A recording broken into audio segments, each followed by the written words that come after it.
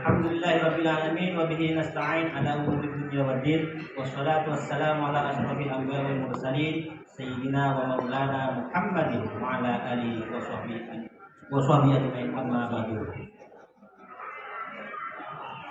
Qala Allah fi kitabil karim a'udzu billahi minasy syaithanir rajim wa'tasimu bihablillahi jami'an wa la tafarraqu. Wa qala Rasulullah sallallahu alaihi wasallam sayyidun nas al-qawmin nas. Yang kami hormati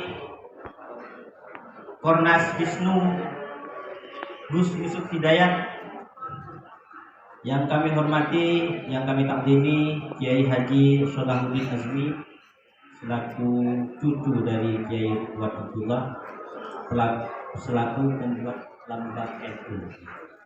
Yang kami hormati Kiai Qadi Syafni Al-Hasbi, dan juga yang kami hormati Ibu Nyai Nur Rahmah selaku Ketua Nyai Ning Jawa Timur, dan yang kami hormati Ketua PGDN Jawa Timur Gus Samsul Khairi, dan juga Wakil Ketua PGDN Jawa Timur yaitu Kiai Abdul Malik dan Kiai Hamid Fahri.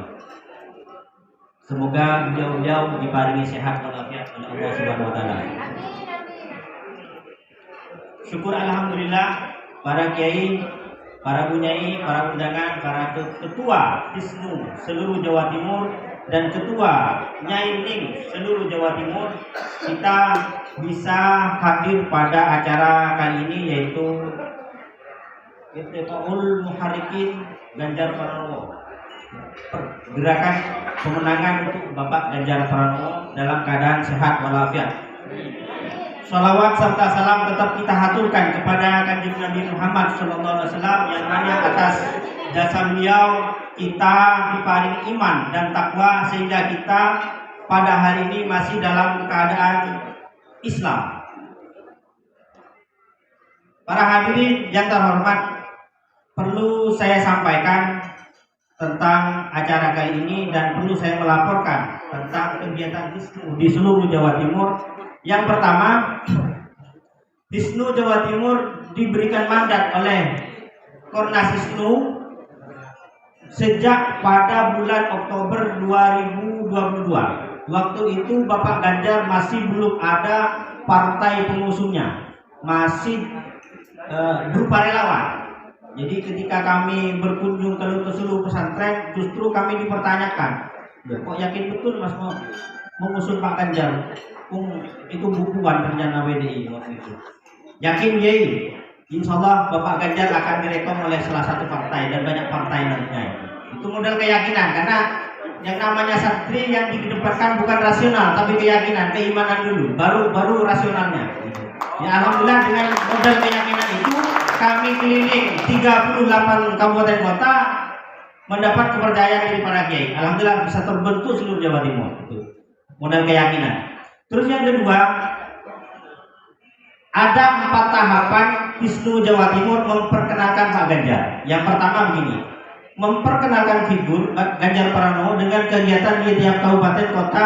Targetnya adalah menaikkan popularitas. Waktu itu karena Pak Ganjar masih belum ada partai yang mendukung, intinya kami memperkenalkan sosok. Kita sampaikan kepada kiai-kiai, kita sampaikan para bunyai bahwa Pak Ganjar itu adalah orang baik. Pak Ganjar adalah orang yang jujur. Pak Ganjar adalah cucu dari Kiai Hisam Abdul Karim selaku tokoh NU di Jawa Tengah. Itu yang kami kampanyekan ke bawah sehingga hasilnya seperti sekarang. Itu berkat perjuangan teman-teman Wisnu. Terima kasih para kiai seluruh di Jawa Timur untuk membantu memperkenalkan figur Pak Ganjar. Yang kedua, membentuk kepengurusan secara sistematis di tiap kabupaten, kota, kecamatan hingga desa dan kelurahan. Targetnya adalah menaikkan elektabilitas bagaimana suara Pak Ganjar keterpilihannya maksimal. Makanya survei-survei yang ada di Litbang, di Kompas itu berkat target kami melakukan pembentukan kepengurusan secara sistematis sampai tingkat desa. Bahkan kami ini perlu disaksikan di mana dia ya. Kami itu pernah sampai ke puncak gunung, salah satunya di Ponorogo.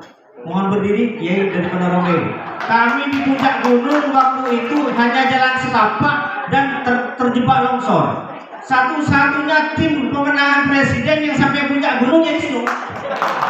Jadi kalau yang lain pemenangan presiden paling berputar di kota, paling kumpul-kumpul di kafe. Kami sampai puncak gunung itu. Itu ada saksinya itu. Insya Allah nanti jadi pahala besar ya.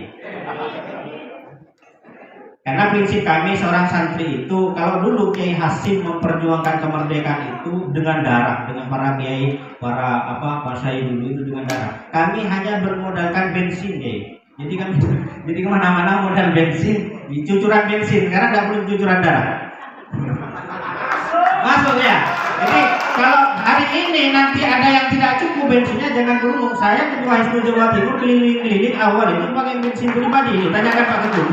Sebelum cair saya pakai talangan pribadi pinjam ke BRI waktu itu. Ada saksinya itu soalnya ini. Jadi kalau korcap menghitung-hitung isi amplop harus malu kita ketua HISNU Jawa Timur. Gak bahaya. Harus memberikan tauladan lah. Ada buktinya ya. Yang ketiga, konsolidasi ke seluruh pengurus kabupaten kota, korcap hingga Kordes target membangun komitmen menaikkan elektabilitas. Jadi setelah terbentuk kami selalu memberikan program-program dan acara-acara terus disapa supaya elektabilitas Pak Ganjar seimbang, dan harapan kami sebetulnya nanti di bulan 10 ketika dideklarasikan menjadi presiden, harapan kita Pak Ganjar tembus 50%. Amin. Yang keempat, silaturahim kepada Kiai Khos, Kiai Kampung di seluruh wilayah Jawa Timur dengan target pemenangan. Maka target setelah nanti Pak Ganjar dideklarasikan menjadi presiden, kita targetnya adalah pemenangan.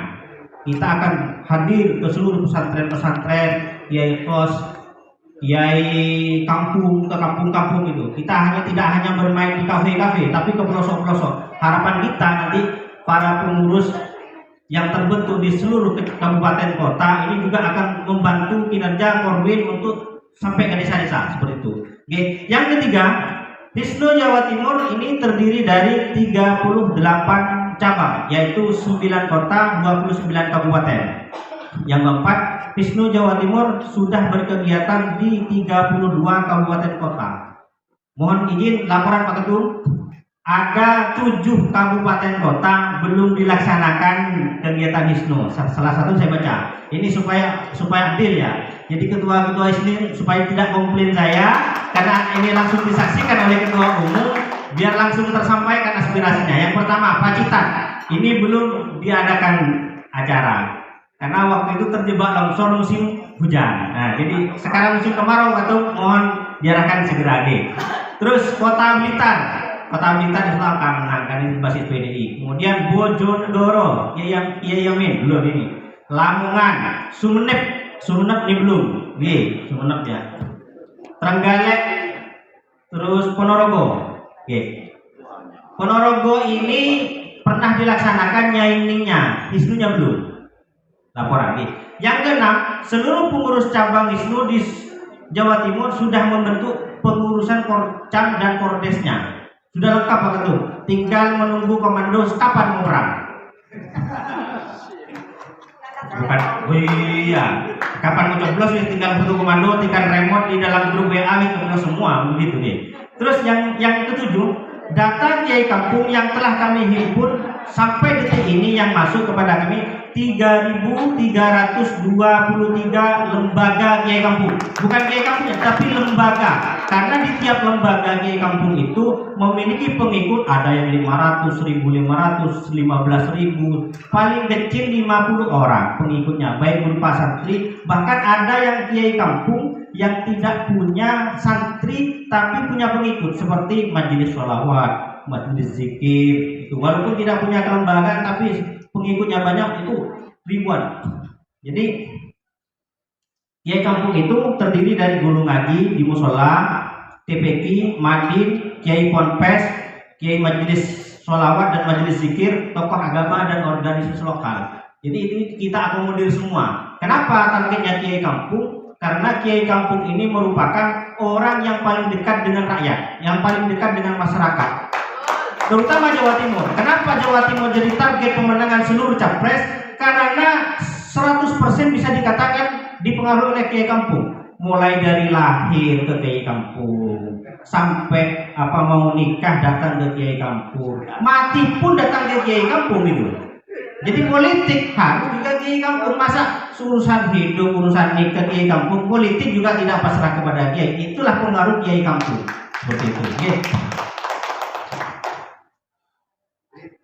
Saya punya definisi kiai kampung supaya ini deal, karena ini walaupun ngomong politik, tapi kita unsur ilmiahnya harus ada. Ya. Definisi kiai kampung kami kutip dari karyanya Budi Prasetya yang artinya begini. Kiai kampung merupakan seseorang yang memiliki peran di masyarakat karena keaktifannya dalam urusan agama. Kiai kampung juga menjadi teladan masyarakat.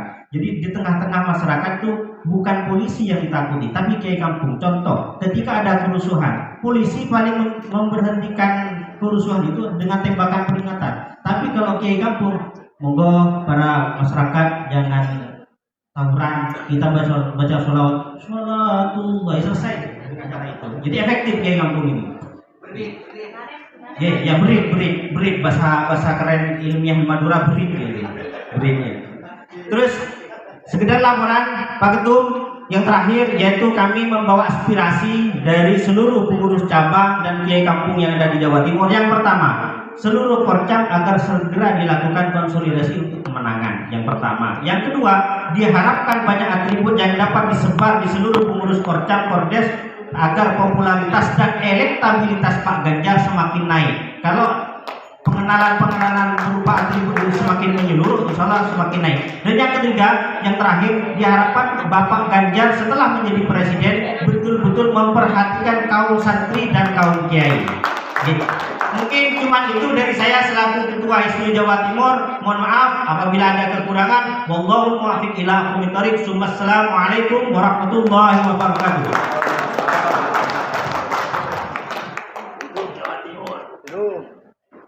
Terima kasih disampaikan kepada Ketua Orwil HISNU Jawa Timur, Gus Ayo Pri.